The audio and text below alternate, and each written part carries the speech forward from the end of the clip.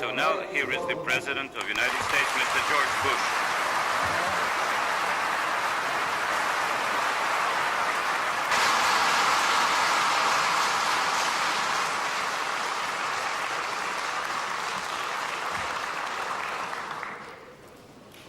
Well, first, thank all of you for that warm welcome. And may I take this opportunity to thank all people of Ukraine that gave us such a warm welcome, such a heartfelt greeting. Every American in that long motorcade, and believe me, it was long, was moved and touched by the warmth of the welcome of the people of Ukraine. We'll never forget it. Chairman Kravchuk, thank you, sir. And to the deputies of the Supreme Soviet, may I salute you, members of the clergy that are here, members of the diplomatic corps, representatives of American pharmaceutical and healthcare corporations, who I understand are with us today, and distinguished guests all. Barbara and I are delighted to be here. Very, very happy. We have only one regret, and that is that I've got to get home on Thursday night. I can still make it. The reason is our Congress goes out tomorrow, finishes their session they're in now, and I felt it was important to be there on that last day of the final session. This beautiful city brings to mind the words of the poet Alexander Dovchenko. The city of Kiev is an orchard. Kiev is a poet. Kiev is an epic. Kiev is history. Kiev is art. Centuries ago, your forebears named this country Ukraine, or frontier, because your steppes link Europe and Asia. But Ukrainians have become frontiersmen of another sort. Today, you explore the frontiers and contours of liberty. Though my stay here, as I said, is far too short, I've come here to talk with you and to learn. And for those who love freedom, every experiment in building an open society offers new lessons and insights.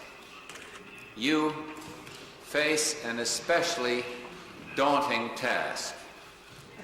For years, people in this nation felt powerless, overshadowed by a vast government apparatus, cramped by forces that attempted to control every aspect of their lives.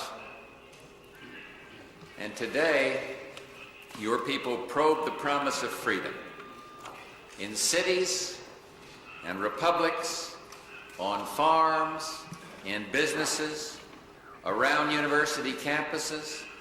You debate the fundamental question of liberty, self-rule, and free enterprise.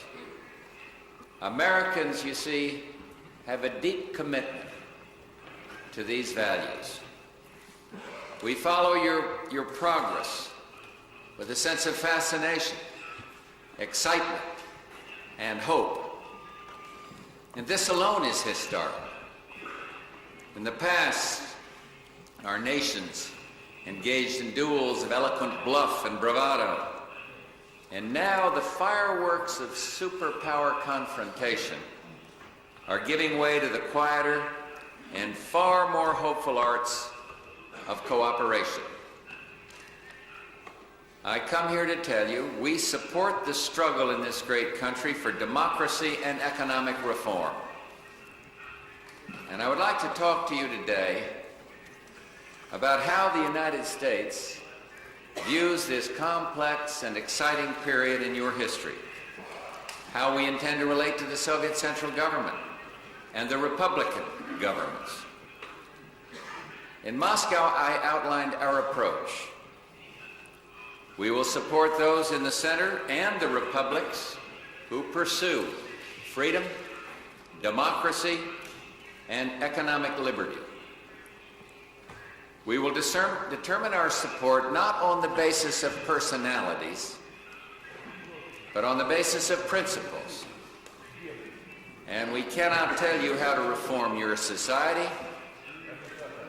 We will not try to pick winners and losers in political competition between republics or between republics in the center. That is your business. It's not the business of the United States of America. Do not doubt our real commitment, however, to reform. Do not think we can presume to solve your problems for you. Theodore Roosevelt, one of our great presidents, once wrote, "To be patronized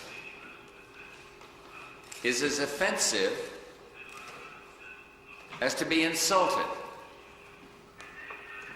No one of us cares permanently to have someone else conscientiously striving to do him good. What we want to work with, that's someone else for the good of both of us. That's what our former president said. We will work for the good of both of us, which means that we will not meddle in your internal affairs.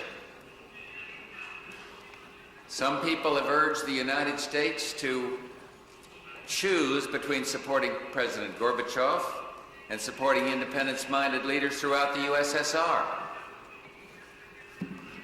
I consider this a false choice. In fairness, President Gorbachev has achieved astonishing things, and his policies of glasnost and perestroika and democratization point toward the goals of freedom, democracy, and economic liberty. We will maintain the strongest possible relationship with the Soviet government of President Gorbachev, but we also appreciate the new realities of life in the USSR. And therefore, as a federation ourselves, we want good relations, improved relations with the republics. So let me build upon my comments in Moscow by describing in more detail what Americans mean when we talk about freedom, democracy, and economic liberty. No terms have been abused more regularly nor more cynically than these. Throughout this century, despots have masqueraded as Democrats. Jailers have posed as liberators. And we can restore faith in government only by restoring meaning to these concepts. I don't want to sound like I'm lecturing, but let's begin with the broad term freedom. When Americans talk of freedom, we refer to people's ability to live without fear of government intrusion, without fear of harassment by their fellow citizens, without restricting others' freedom. We do not consider freedom a privilege to be doled out only to those who hold proper political views or belong to certain groups. We consider it an inalienable individual right bestowed upon all men and women. Lord Acton once observed, "The most certain test by which we judge whether a country is really free is the amount of security enjoyed by minorities." Freedom requires tolerance, a concept embedded in openness and glasnost, and in our First Amendment protections for the freedoms of speech, association, and religion, all religions. Tolerance nourishes hope. A priest wrote of glasnost, "Today more than ever the words of Paul the Apostle, spoken 2,000 years ago, ring out. They counted us among the dead, but look, we are alive.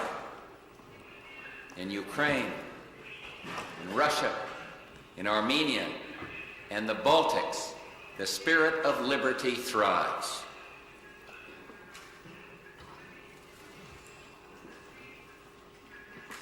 But freedom cannot survive if we let despots flourish or permit seemingly minor restrictions to multiply until they form chains, until they form shackles.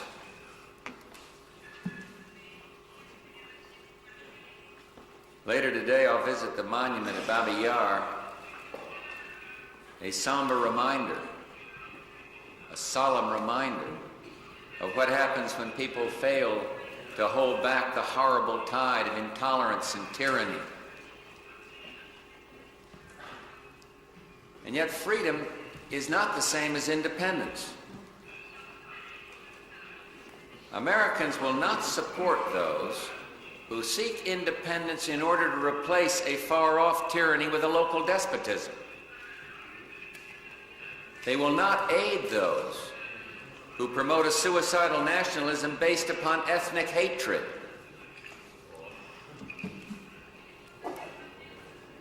We will support those who want to build democracy.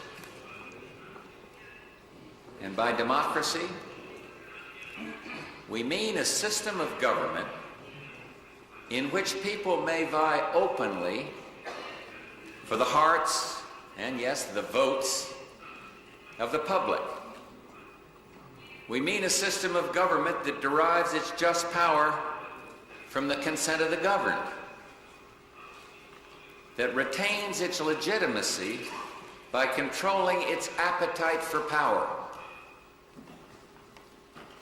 For years you had elections with ballots, but you did not enjoy democracy. And now, democracy has begun to set firm roots in Soviet soil. The key to its success lies in understanding government's proper role and its limits. Democracy is not a technical process driven by dry statistics. It is the very human enterprise of preserving freedom so that we can do the important things, the really important things. Raise families, explore our own creativity, build good and fruitful lives. In modern societies, freedom and democracy rely on economic liberty.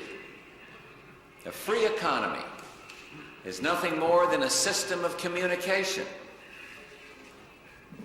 It simply cannot function without individual rights or a profit motive, which give people an incentive to go to work, an incentive to produce.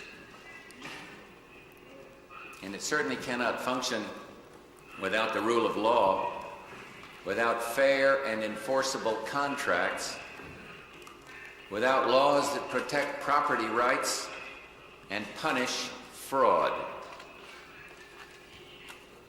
Free economies depend upon the freedom of expression, the ability of people to exchange ideas and test out new theories. The Soviet Union weakened itself for years by restricting the flow of information, by outlawing devices crucial to modern communications, such as computers and copying machines.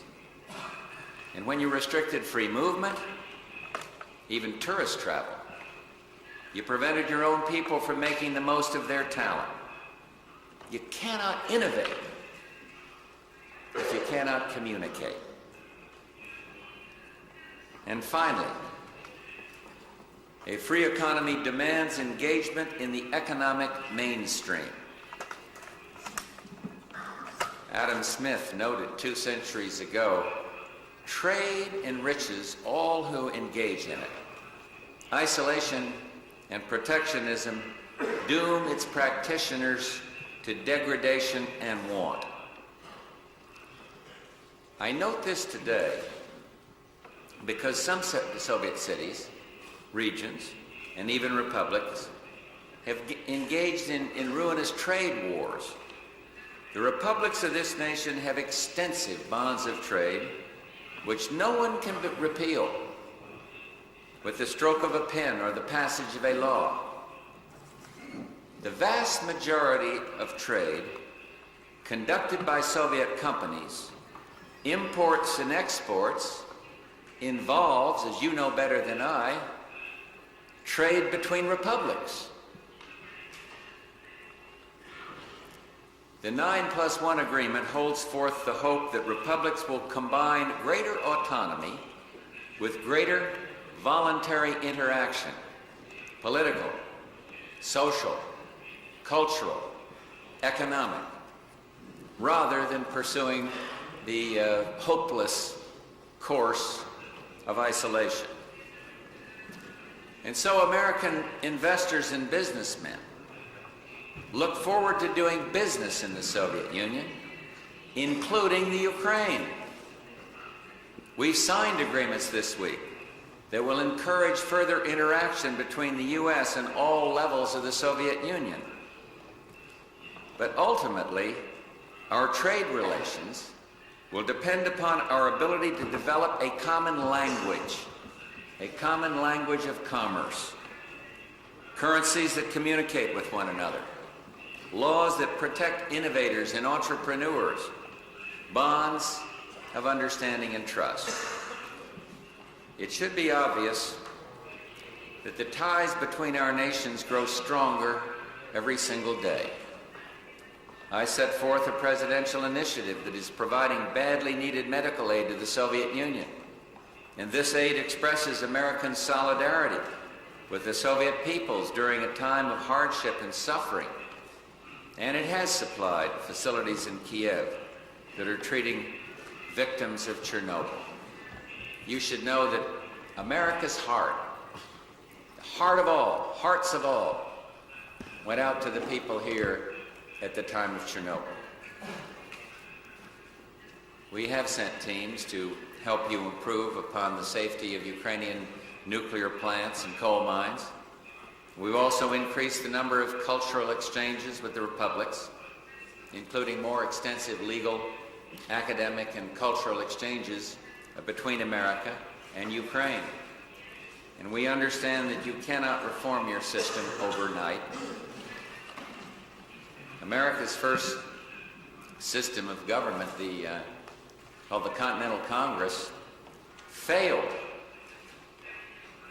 because the states were too suspicious of one another, and the central government too weak to protect commerce and individual rights. And in 200 years, we've learned that freedom, democracy, and economic liberty are more than terms of inspiration. They're more than words. They are challenges. Your great poet Shevchenko noted, "In your own house, can you have your truth, your strength, and freedom?" No society ever achieves perfect democracy, liberty, or enterprise. But if it makes full use of its people's virtues and abilities, it can use these goals as guides to a better life. And now, as Soviet citizens try to forge a new social compact, you have the obligation to restore power to citizens demoralized by decades of totalitarian rule. You've got to give them hope and inspiration, determination, by showing your faith in their abilities. Societies that don't trust themselves or their people cannot provide freedom, and they can guarantee only the bleak tyranny of suspicion, avarice, and poverty. An old Ukrainian proverb says, "When you enter a great enterprise, free your soul from weakness. The peoples of the USSR have entered a great enterprise, full of courage and vigor. And I've come here today to say we support those who explore the frontiers of freedom. We will join these reformers on the path to what we appropriately call a new world order. You're the leaders. You are the participants in the political process. And I go home to an active political process. So if you saw me waving like mad from my limousine, it was in the thought that maybe some of those people along the line were people from Philadelphia or Pittsburgh or Detroit, where so many Ukrainian Americans live, where so many Ukrainian Americans are with me in the remarks I've made here today.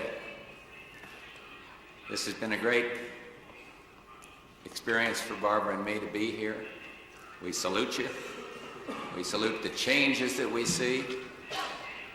I remember the French expression, vive la différence, and I see different churnings around this chamber, and that's exactly the way it ought to be. One guy wants this, another one that. That's the way the process works when you're open and free, competing with ideas to see who's going to emerge correct and who can do the most for the people in Ukraine. And so, for us, this has been a wonderful trip, albeit far too short. And may I simply say, may God bless the people of Ukraine. Thank you very, very much.